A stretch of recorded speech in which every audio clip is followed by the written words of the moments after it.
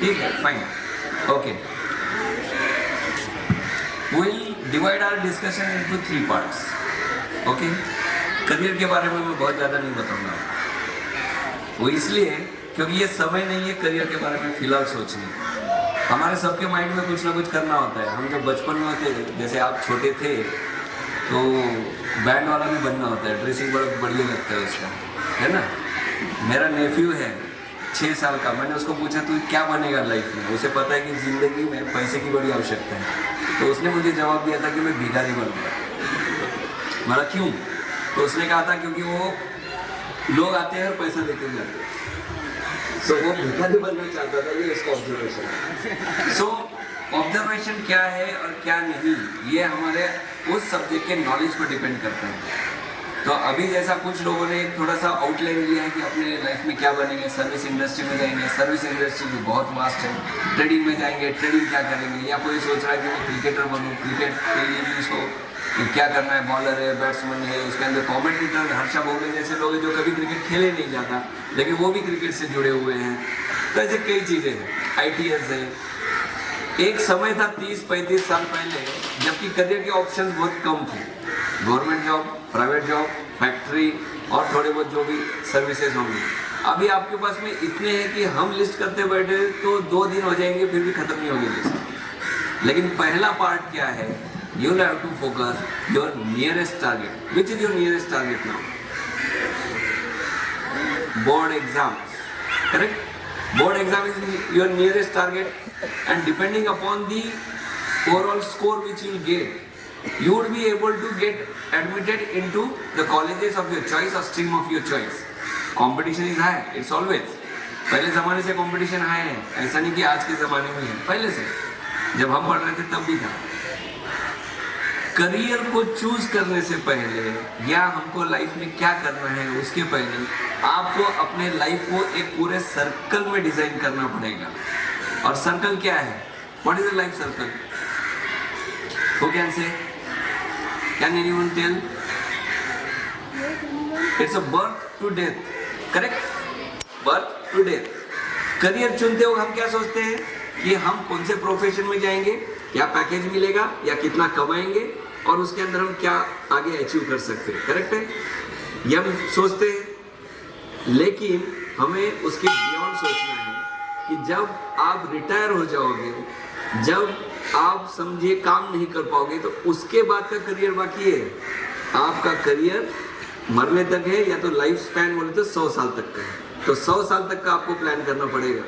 अभी क्या नहीं। Coming to the exam parts, अभी आप लोगों ने सबने स्टडी कर ली होगी ऐसा हम एज्यूम करते हैं, करेक्ट? कई लोग थोड़े से स्लो रहेंगे, पीछे रहेंगे।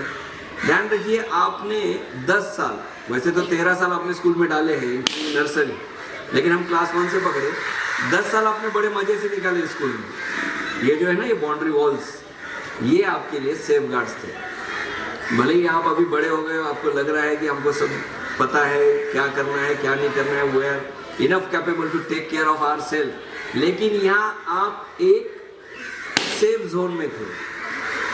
आपके पेरेंट्स, आपके टीचर्स, ये लोग आपका टेक केयर कर रहे थे, करेक्ट है? जब आप छोटे थे तो यहाँ टीचर आपकी उंगली पकड़कर आपको क्लास के अंदर ले गए। अभी भी आप देखते होंगे छोटे बच्चों को, बराबर है?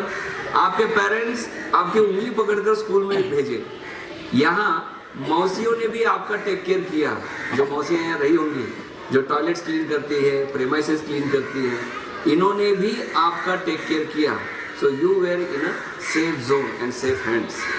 अब यहाँ से बाहर दुनिया का एक्सपोजर आपको मिलेगा और यहाँ से आगे आपको अपना दिमाग जो है और अपना IQ जो भी आपने कमाया है और अपना सेंस ऑफ ह्यूमर यूज करके आगे काम करना है। आपको अभी इस वक्त नियरेस्ट टारगेट की तरफ देखना है। स्ट्रेस, एग्जाम का स्ट्रेस आता है, असल में एग्जाम का स्ट्रेस नहीं होता है, रिजल्ट का स्ट्रेस होता है, करेक्ट? स्ट्रेस किसका है? रिजल्ट का है। स्कोर क्या मिलेंगे, घर में क्या बोलेंगे, आगे क्या बोलेंगे, वगैरह वगैरह। तो अब तक जो आपने मजे किए, आप मैराथन रन कर रहे थे। मैराथन पता है ना, 10 किलोमीटर की होती है, 5 किलोमीटर की होती है, but sprinters always recover their distance, their speed and their goal in the last 1 to 2 minutes. आखिरी के 2 मिनट होते हैं जिसके अंदर स्प्रिंटर जो है ना पीछे से आगे निकल जाते हैं, तब तक वो अपने स्टेमिना को जो है बरकरार रखते हैं। तो आप अभी तक मैराथन दौड़ रहे थे, एग्जामिनेशन 1 हफ्ता आगे है, आई गेस करेक्ट है, 1 हफ्ता ही आगे। अभी आपने नियरेस्ट टारगेट पकड़ना है। Which is nearest target? The first paper. Which is first paper? Language. Which language? Hindi Marathi. Hindi और मराठी, और इट्स ऑप्शनल, फाइन, हिंदी और Marathi. First target to your first paper. और बिल्कुल आपके लिए 1 या 2 दिन रिवीजन का काफी है, केवल 1 या 2 दिन।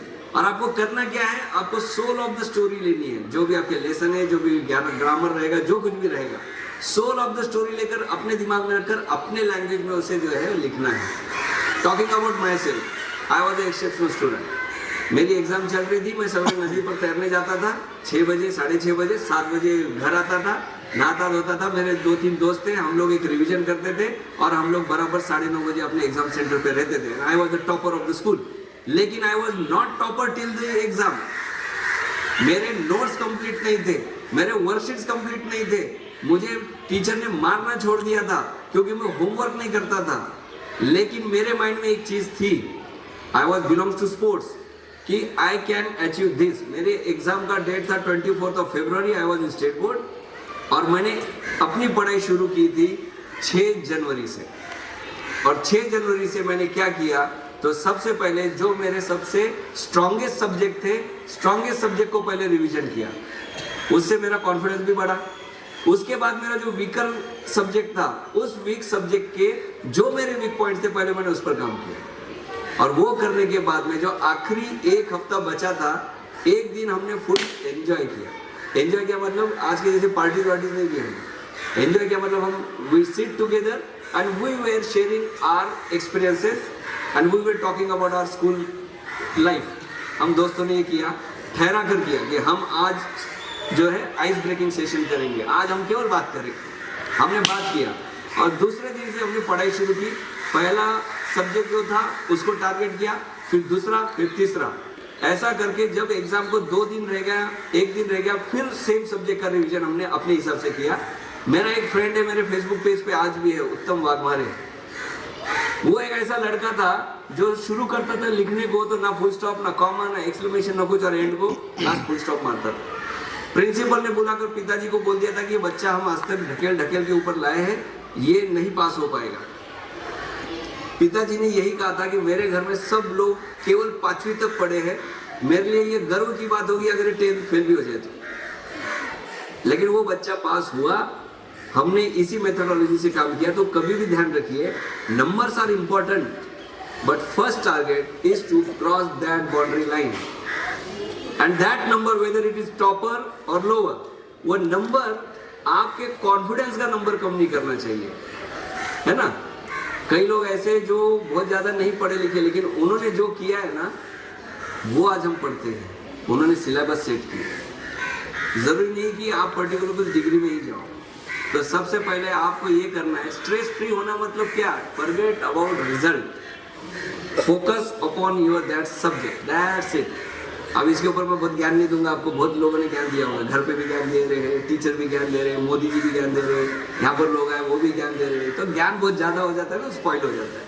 बस मैंने अपना एक्सपीरियंस शेयर किया, when I can make that और my that friend can make it, why you can't, because you are having good facilities and you are having very good learning environment. हम तो दफ्तर लेकर घूमते थे, नदी किनारे से भागते दौड़ते 6-6 किलोमीटर साइकिल चलाकर पहुँचते थे। तो आप ये अचीव कर सकते हैं। Now this was the first part. Second part same as said, career and all. फिलहाल करियर के बारे में बहुत ज़्यादा मत सोचो। जब नंबर आएंगे ना, उस नंबर के ऊपर में डिसाइड करो कि कौन से करियर के ऑप्शंस क्या है। लेकिन सबसे बेस्ट करियर क्या है पता है? जो आप काम करने में एंजॉय करते हो, that is choice of your career. It can be anything. किसी को आर्ट में जाना है, किसी को जो है वो बिजनेस में जाना है, किसी को स्पोर्ट्स में जाना है, किसी को कहीं भी जाना है। पर मैंने देखा है कि 90% से ज़्यादा लोग, even more than that, crackdown हो जाते हैं और डाइवर्ट हो जाते हैं। क्यों? क्योंकि उनको जो चाहिए होता है ना बहुत जल्दी चाहिए, बहुत जल्दी। अभी शुरू किया, रिजल्ट नहीं दिख रहा। खास करके जो आर्ट फील्ड में जाते हैं या जो फैशन फील्ड में जाते हैं या जो ऐसे फील्ड में जाते हैं जैसे स्पोर्ट्स वगैरह, वहाँ बहुत मेहनत लगती है, बहुत डिसिप्लिन लगता है और वहाँ तुरंत ना पैसा दिखाई देता है ना सक्सेस दिखाई देता है। उसके लिए आपको पेशेंस लगते हैं, क्रिएटिविटी डेली गेन करनी पड़ती है और डेली डिलीवर करनी पड़ती है। तो वहाँ पेशेंस लूज हो जाते हैं, फिर घर वालों की भी पेशेंस लूज हो जाते हैं, फिर होते हैं कंपैरिजन शुरू। देखो उसके कपड़े तुमसे ज़्यादा बेटर, वो बच्चा उधर पहुँच गया, तू बच्चा इधर ही रह गया, तू क्या कर रहा है वो क्या कर रहा है, या तुम क्या कर रही हो वो क्या कर रहे हो। ये लोगों का कंपैरिजन होता है। Never get diverted with this comparison. मेरे लाइफ में मैंने बहुत कंपैरिजन देखे। For example I tell, I was talking to ma'am. मैंने जब पहला जॉब किया, मेरा सैलरी था 1200 रुपीज, 1200 रुपये। I was so happy, I was so happy. That happiness still that I have carried with me when I have added 30 in front of that. But I am a commerce graduate. मेरा कोई background specialisation courses का नहीं है। Commerce graduation फिर post graduation किया। पहले science में था, मुझे पसंद नहीं आया और ऐड को काटना वाटना, तो मैं चला गया कॉमर्स में।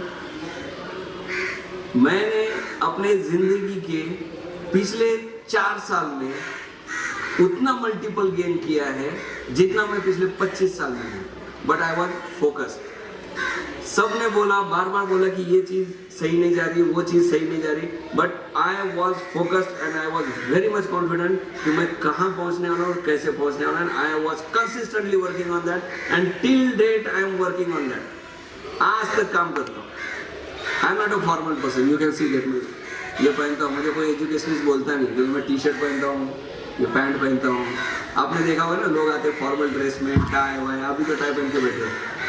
अच्छा चलो मैं एक सवाल करता हूँ, okay ma'am, for other than this subject, हम टाई क्यों पहनते?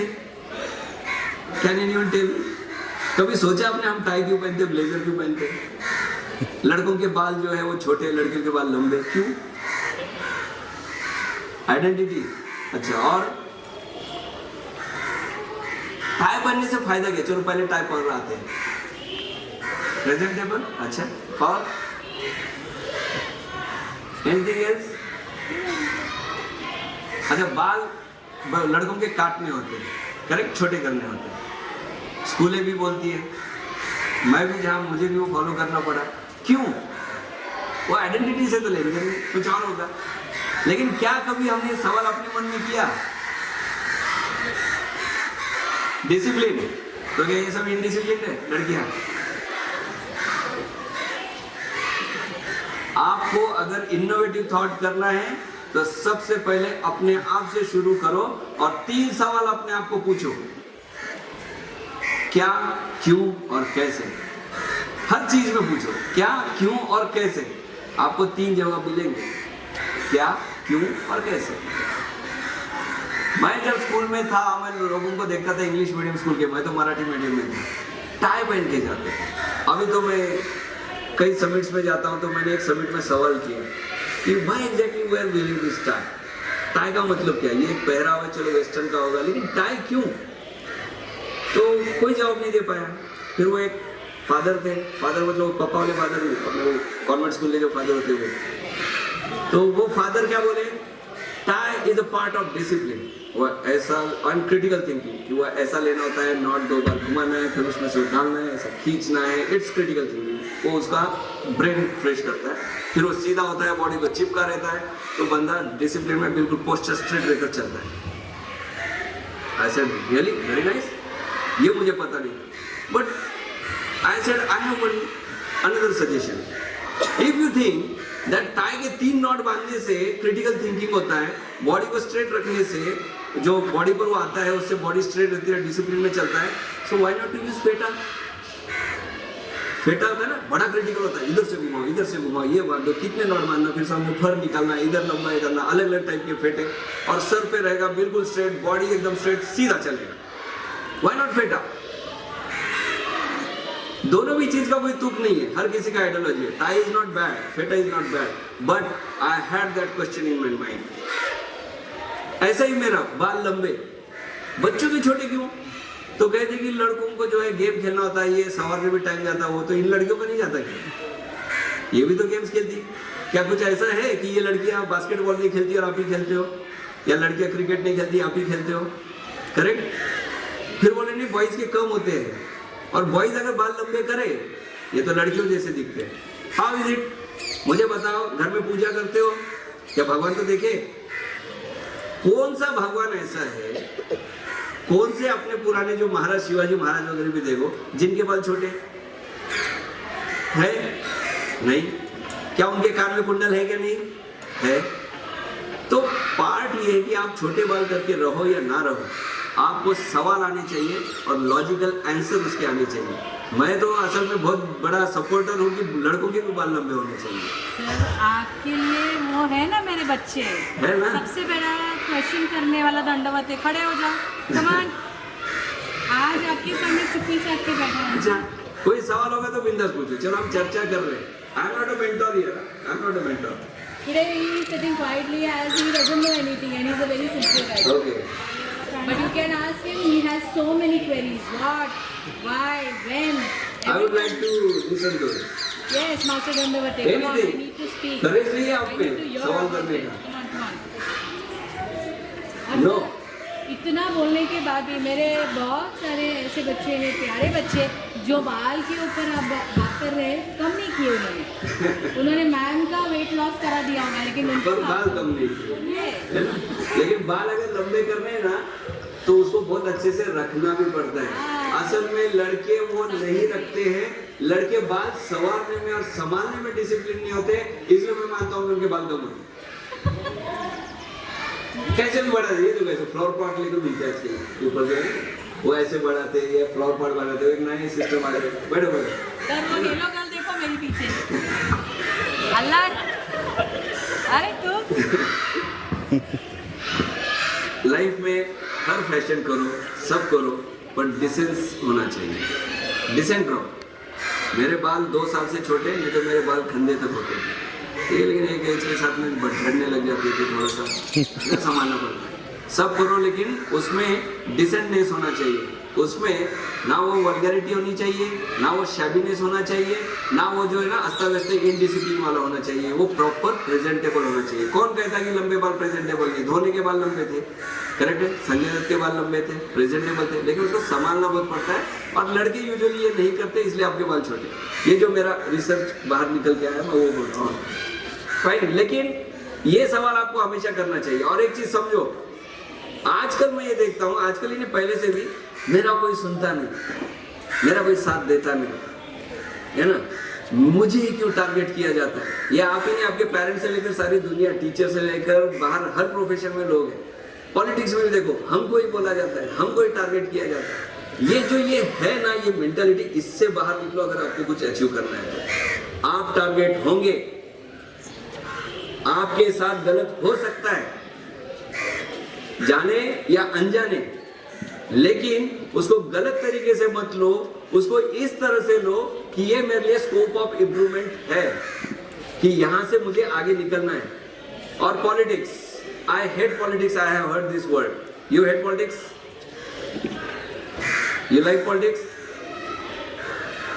वेदर वी हेट और लाइक, ये दोनों चीजें ना हो, but politics is a part of your life. घर में सास और बहू में भी पॉलिटिक्स होता है ना? 2 भाई आ जाए तो पॉलिटिक्स होता है। छोटे बच्चे देखो, उसको अगर दे दिया कुछ मम्मी पापा ने तो ये रोना शुरू कर देता है। क्यों? पता है रोएंगे तो ध्यान देंगे। That is also politics. राजकारण राजनीति में फर्क है। राज्य करने के कारणों से जो किया जाता, फिर वो जो भी गलत हो, दैट इज राजकारण। लेकिन राज्य करने की जो नीतियां होती है, जो बिल्कुल अच्छी नीति होती है, लोगों के लिए फायदेमंद होती है और अपने लिए भी, और जिसके अंदर पूरे एथिक्स हो, दैट इज राजनीति। सो ऑलवेज गो बिहाइंड राजनीति। पॉलिटिक्स के बगैर आप जी नहीं सकते हो। आपके घर में आज पीने को पानी साफ आएगा या खराब आएगा, पॉलिटिक्स डिसाइड करता है, क्योंकि political machinery are driving that. आप यहाँ से घर जाते हो तो सड़क में गड्ढे होंगे या बुझ जाएंगे, ये भी पॉलिटिकल मशीनरी डिसाइड करती है। आप यहाँ पर क्या पढ़ोगे, आपके सिलेबस में क्या रहेगा नहीं रहेगा, ये भी पॉलिटिकल मशीनरी डिसाइड करती है, because they are on the driving seat and bureaucracy are just assisting to them. तो क्या बनना चाहते हो? मैं 2 चीजें बहुत कम सुनता हूँ। एक, नेता बनना चाहता हूँ और दूसरा टीचर बनना चाहता हूँ। ये दो चीजें मैं बहुत कम सुनता हूँ, लेकिन मैं सजेस्ट करूंगा अगर आप में लीडरशिप क्वालिटी है तो आपको उस लेवल पे जाना चाहिए। कोई जरूरी नहीं कि पॉलिटिकल पार्टी में जाकर आप करो, आप जिस एरिया में जहां कहीं हो वहां भी एसोसिएशंस खड़ी की जा सकती है, वहां भी यूनिटी लाई जा सकती है, लेकिन वो पॉजिटिव लेवल पे काम करना है। आप में से कुछ जाएंगे विद्यार्थी परिषद में जाएंगे, फ्यूचर में यूनिवर्सिटीज में वगैरह जाएंगे, आप कहीं इलेक्शन भी लड़ोगे, लेकिन हमारी एक गलत फहमी हो गई है कि पॉलिटिकली या ग्रुप बना के एसोसिएशन आए तो बस झगड़ा झगड़ा झगड़ा। और आजकल वो टीवी के न्यूज चैनल देखकर भी लोगों का दिमाग खराब हो गया। कोई केस चल रहा है सुप्रीम कोर्ट में, डिसाइड वो करने वाला, यहाँ पर पैनल पे वो चैनल वाला बोलता आप बताइए इसका क्या होगा, आपसे सुनना चाहता हूँ, आप बोलो ये ऐसा ही है क्या नहीं। अरे भाई वो सुप्रीम कोर्ट में पागल बैठा है जो इतना पूरा करेगा। लेकिन ये हमारी मेंटेलिटी हुई, करेक्ट है। आपको इन मेंटेलिटीज में नहीं आना है। देखो मैं आपको आपके करियर में क्या कौन सा आपको रास्ता चुनना है वो नहीं बताने जा रहा हूँ। मैं आपको सिर्फ इतना शेयर करने जा रहा हूँ कि आपको जो भी चुनना है, जैसे भी चुनना है, बीइंग एज ए ह्यूमन आपको जिंदगी जीनी है और आगे तक जीनी है। आप एक समय के बाद में काम नहीं कर पाओगे। घर में दादाजी दादी जी होंगे या आसपास होंगे, आपने देखा होगा, अब वो रिटायर हो गए होंगे, क्या करते हैं दिन भर? कुछ नहीं करते, कुछ तो करते हैं, लेकिन क्या वो करते हैं? आपने उनके स्टेट ऑफ माइंड से सोचा है कि वो क्या सोचते होंगे दिन भर बैठकर? सोचा है क्या सोचते होंगे? आज गए कई लोग तो अपने दादा दादी को बस कुरियर की तरह यूज करते हैं। वो आते हैं, बच्चों को छोड़ते हैं, बच्चों को लेकर जाते हैं, घर के अंदर कुछ एक काम करते हैं, फिर वो भगवान का नाम वाम लेकर बैठते हैं। करेक्ट है? ध्यान रखो, कोई गारंटी नहीं है आप इतने दूर तक जिंदा रहोगे। तो भगवान का नाम एक बार सब कर लूँ तो मैं सेटल हो जाऊंगा, है ना। अब वो एक ये है कि सेटल होने का, ये वर्ड सुना होगा आपने, सेटल होने का। इंसान कभी सेटल नहीं होता है, पहले छोटे से बड़ा होता है, पढ़ाई वढ़ाई कर लेंगे, डिग्री विग्री कर लेंगे तो सेटल हो जाएंगे। फिर डिग्री विग्री होती है, फिर बोलते हैं कि चलो कुछ नौकरी धंधा व्यापार या करियर में कुछ करके पैकेज वैकेज में तो सेटल हो जाएंगे। फिर सोचते हैं कि चलो मैरिज हो जाएंगे, बच्चे हो जाएंगे तो फिर हम सेटल हो जाएंगे। फिर बच्चे होते, फिर उनका पढ़ाई, फिर उनकी डिग्री, फिर उनका कुछ तो भी करियर, और फिर उसका करते करते हमको पता ही नहीं चलता है कि कब दूसरे बड़े हो गए और कब हम बूढ़े हो गए, पता ही नहीं चलता है। इसलिए आप डेली अपने लाइफ को जो है अपने एज ए लास्ट डे की तरह लीजिए, you will be so happy. और आप किसी भी समय में, इस समय में अगर आपका लाइफ का आखिरी दिन हो तो भी आपके मन में कोई रिग्रेट ना रहे, मन में कुछ है बोल दो। किसी को सुना दिया, गलती लगी, सॉरी बोल दो इमीडिएटली, वहां के वहां खत्म करो। देखूंगा, सोचूंगा, करूंगा, ये मत करो। किसी को हर्ट कर दिया, सॉरी बोल दो। किसी को हेल्प करनी है, कर दो। मुझे आज भी अगर मन करता है चलते चलते चलो उधर कॉर्नर पे जलेबी बन रही खा लेना है, मैं गाड़ी को कर खा लेता हूँ, बाकी की चीजें बाजू। क्यों? पता नहीं आज अगर मर जाऊं जलेबी खाना रह जाएगा, मरने के बाद कौवा बन के आऊंगा, घर वाले तो जलेबी रखेंगे नहीं, तो फिर क्या करूंगा? मुक्ति नहीं मिलेगी। करेक्ट? कहने का मतलब यह है कि आपको अपने लाइफ को सीरियसली अगर जीना है तो उसे बिल्कुल प्लेन माइंडसेट के साथ जीना पड़ेगा। आपको लोग क्रिटिसाइज कर सकते हैं, करने दो, उससे कुछ फर्क नहीं पड़ता। उसको स्कोप ऑफ इंप्रूवमेंट की तरह लो। अगर मैं बोल रहा हूं कि ये लड़की अच्छे से नहीं बैठी तो ये मजाक की बात नहीं है, या मैंने उसने गिल्टी फील नहीं करना। अच्छा मैं कैसे सही नहीं बैठी, आई हैव टू चेक। एक बार करो, दो बार, लेकिन तीसरी बार में मैं बोलूँ तो समझ लो सामने वाला फालतू की बात कर रहा है। करेक्ट? मैं बराबर से बैठी हूँ, मैंने इंप्रूवमेंट किया है। तो अपने ऊपर ज्यादा काम करो, और जब भी आप फोकस करो कि क्या करना है तो हमेशा ये ध्यान रखो कि मैंने जो भी काम किया है उसके लिए मुझे रिग्रेट फील नहीं होना चाहिए। मुझे ऐसा नहीं लगना चाहिए कि हमने कुछ तो गलत कर दिया या रह गया। मैं कई लोगों को हॉस्पिटल में मिला हूँ जिन्होंने दम तोड़ा है, बहुत बड़े बड़े लोग, नामचीन लोग, बिजनेसमैन है, पॉलिटिशियंस है, सब है। हम मिलते थे, क्या रहता था, मरते हो कोई ये नहीं बोलता कि मेरा पैकेज कितना मैंने कमाया। कभी सुना है कोई बहुत बूढ़ा हो गया, भले मरे नहीं लेकिन बैठा है, कभी बोलता है मैंने इतना पैकेज कमा लिया, मैंने इतनी गाड़ी कर लिया, मैंने इतना कर लिया? नो, वो ये सोचता है कि बाबा मेरा जो समय है वो सॉफ्टली कैसा जाए, या मैंने लाइफ में जो भी किया उसको एनालिसिस करने लगता है कि ये रह गया, ये करना रह गया। एक डॉक्टर साहब थे, बहुत बड़े सर्जन थे, मैं उनको मिलने गया, आईसीयू में थे, और वो बोल रहे थे मैं अगर ठीक हो गया ना तो मैं बालाजी जाऊंगा, मेरा जाना रह गया। फैमिली को बोल रहे थे कि मेरा बहुत कुछ ये हो गया, मैं अब तुमको टाइम दूंगा, मैं टाइम ही नहीं दे पाया लाइफ में तुम लोगों को, मैंने बहुत काम किया। वो कंसिस्टेंटली दिन भर वो बात कर रहे थे कि मैं ये करूंगा, मैं वो करूंगा, मेरा ये रह गया, मेरा वो रह गया। And he was of in the midnight. रह गया ना। तो मुझे बताइए, वो सर्जन का केपी में बहुत बड़ा बंगला है गोरेगा पार्क में। मैं ये नहीं कहता कि he was unsuccessful, no, he was successful person, he was very nice person, he worked hard for his family only। वो जो काम कर रहे थे वो अपने फैमिली के लिए कर रहे थे कि मैं मेरे फैमिली का लाइफ सिक्योर करूं। लेकिन हमेशा केवल पैसा या फैसिलिटी या इंफ्रास्ट्रक्चर देने से ही सारी चीजें नहीं मिलती। आपके मन में कोई रिग्रेट ना रहे, जब कभी आपका अंतिम समय आए, चाहे बच्चे हो, चाहे टीचर्स हो, कोई भी ह्यूमन बीइंग हो, तब समझना आपका करियर सक्सेसफुल हो। अदरवाइज उस करियर का कोई मतलब नहीं जिसका आप मन में मलाल लेकर ही चलो। इसलिए जब भी काम करोगे, आप ये काम करने को बहुत टाइम है, आपको बहुत टाइम है, और 5 साल तो आपके ग्रेजुएशन में जाएंगे, फिर स्पेशलाइजेशन में जाएंगे, और पता नहीं क्या क्या जाएगा। जब भी आप काम करना शुरू करोगे, माइंड में एक ही चीज रखना है, I have to spare time for me and my beloveds, चाहे कोई भी हो। और कभी किसी को टॉन्टिंग मत कीजिए, स्ट्रेट बात कीजिए। भले किसी को हर्ट हो, इस तरह की भी बात मत कीजिए, स्ट्रेट बात करिए। लगा बोल दो। चलते चलते वो होता है ना, 4 दिन से पानी नहीं आएगा घर में, बोलने का रहता नहाएंगे क्या, है ना। जाकर बोलो, अरे तेरे घर में 4 दिन से पानी नहीं है, नहाया तो नहीं, चाहिए क्या पानी, मैं देता हूँ। उदाहरण दे रहा हूँ, बोलना मत, लेकिन आप स्ट्रेट बात करो। कभी किसी के टॉन्टिंग में मत जाओ, एब्यूजिव लैंग्वेज यूज मत करो। देखो, आप में से कई लोग यूज करते हैं, आजकल 8वीं 9वीं से बच्चे यूज कर रहे हैं। जो भी एब्यूजिव वर्ड आप यूज कर रहे हो ना, संधि का विग्रह सुना है, हिंदी में सीखा है ना, संधि का विग्रह करो। उस वर्ड को विग्रह करके वापस पढ़ो, 4 बार पढ़ो। क्या मतलब होता है उस गाली का या उस लैंग्वेज का, आपको शर्म आएगी, है ना। मुझे गर्व है अपने ऊपर, मैं कभी एब्यूजिव लैंग्वेज यूज नहीं किया बिल्कुल, जब से मुझे समझता है तब से, जरूरत ही नहीं पड़ती। लेकिन हम लोग आजकल मजाक में भी दोस्त को जो है ना गाली देकर बात करते हैं ना। बट आप एक दूसरे के जो है ना, जो बिलोव्ड पीपल है, उनके बारे में बात कर रहे हो, ध्यान रखना। तो संधि का विग्रह करके पढ़ो, आपको शर्म आएगी आप क्या बात कर रहे हैं। अपने लाइफ में कभी भी गाली का इस्तेमाल मत करो, चाहे आप आज स्कूल में हो, चाहे कल कॉलेज में रहोगे, चाहे कहीं भी रहोगे, सबको यूज करने दो। अगर वो यूज कर रहे हैं, let them use that, but you don't. ये चीज का ध्यान रखना, ये आपको प्रेजेंटेबल बनाएगा। जब आप लोगों के सामने जाओगे, ये आपके पर्सनालिटी से झलकेगा। जब आप लोगों से बात करोगे, ये चीज आपको वो कॉन्फिडेंस देगी, और वो अपने आप पे उतना जो है सेल्फ कॉन्फिडेंस या गर्व महसूस कराएगी, जिससे आप सबके सामने बैठे और बात कर सके। सेशन नहीं है, दिस इज नॉट सेशन। वो आपका होता है ना, बिठा दिया सामने और 2 को लाया, दो इनको खत पानी, सुनाओ इनको, अरे ये सब गधे, इनको कुछ आता नहीं, इनको बताओ तुमको क्या करना है।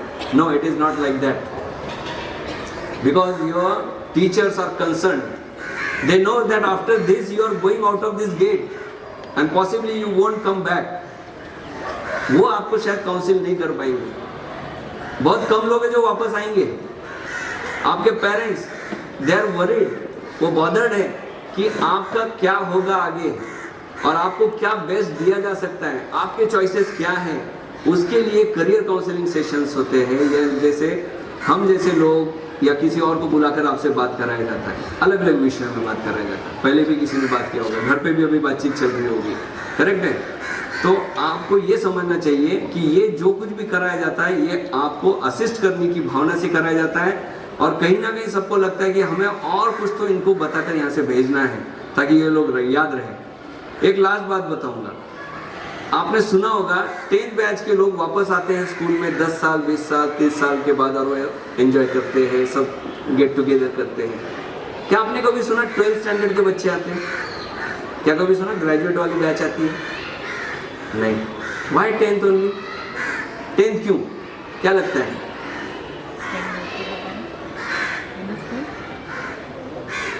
वाई आपने आपका बचपन जो सबसे बढ़िया पीरियड था, क्योंकि वहाँ पर गेम एंड क्या बोलते हैं स्वार्थ या कुछ नहीं था, ये सबसे अच्छा समय आपने स्कूल में डाला और 10th के बाद में आपको एक्सपोजर दुनिया का मिला। यहाँ आपका टेक केयर करने वाले सबसे अच्छे लोग थे, टीचर्स थे, मौसीज थी, आपके पेरेंट भी आपको जो है यहाँ पर पूरी तरह से प्रोटेक्ट किए हुए थे। आपने इस लाइफ को बहुत अच्छे से जिया है और सिक्योर तरीके से जिया है। अभी बाहर जाओगे तो उतनी सिक्योरिटी नहीं मिलेगी जितनी यहाँ आपको मिलेगी। घर से बस से घर, करेक्ट है। यहाँ पर टीचर, घर पे घर वाले, खाना वाना सब बना के सब कुछ दे के आपको दिया गया, तो यहाँ आप सिक्योर थे। आपने आपका बचपन यहाँ पर गुजारा है और ये जो कनेक्शन होता है ना, ये कनेक्शन ही लोगों को 10-10, 20-20, 30-30 साल के आदमी खींच कर लाता है स्कूलों में, ना कि कॉलेज में। और अपना बचपन कभी मत छोड़ना। बड़े हो गए ना, आपको एक बात बताता हूँ, बड़े लोगों में समझदारी नहीं होती है। जब बच्चे रहते हैं ना, वो लड़ते झगड़ते मार पीट करते गिरते वापस दोस्त हो जाते हैं। बड़े ऐसे नहीं होते। एक बार झगड़ा हो गया, खानदानी दुश्मनी, तो इसने मुझे बोला उसने मुझे बोला। So be into that childhood mindset. हमेशा बचपना अपना बनाए रखो। बचपना इन द सेंस वो मैच्योरिटी रखो। छोटे बच्चे मैच्योर होते हैं, स्कूल के जो बच्चे हैं झगड़ा वगैरह करके वापस इकट्ठा आते, दोस्त बनते, दिल में कुछ नहीं रखते। हमेशा ऐसे ही बने रहो, मुस्कुराते रहो और करियर के बारे में 2 करियर सेट करो। एक जो आपका अर्निंग करियर है, जो आपका मिड ऑफ द एज तक का है, और एक जो आफ्टर करियर या रिटायरमेंट का है। और आपको हमेशा ध्यान रखना है कि ये वाला जो फर्स्ट करियर है, this is the base of your entire life career. तो ये इतना स्ट्रांग बनाओ, कभी किसी के सामने हाथ ना फैलाना पड़े, ना आपको ना आपके लोगों को। और आपको हमेशा अपने आप पे गर्व रहे कि मैंने ये किया। अचीव भले नहीं किया, कोशिश करने में कमी नहीं रखी। हो सकता है अचीव ना हो, पर कोशिश मैंने पूरा किया, ये हमेशा आपके माइंडसेट में होना चाहिए। Thank you and have nice day. Good luck for your exam.